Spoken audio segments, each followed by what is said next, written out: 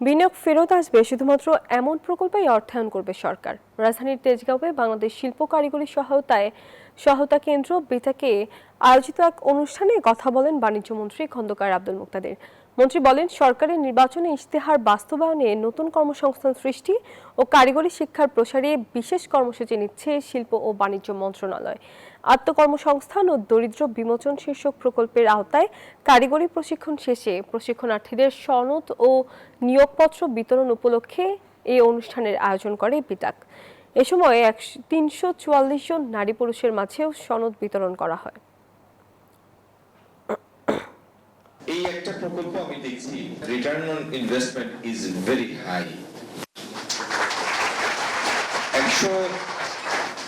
121 বা 23 কোটি টাকার একটা প্রকল্পে প্রায় 16,000 ছেলেমেয়েদের প্রশিক্ষণ দেওয়া হবে। যদিও প্রশিক্ষণের সময়টা কম, 3 মাস ব্যাপী, কিন্তু এই 3 মাসটা এদের বর্তমান এবং ভবিষ্যৎ জীবনের মোড় ঘুরিয়ে দিবে।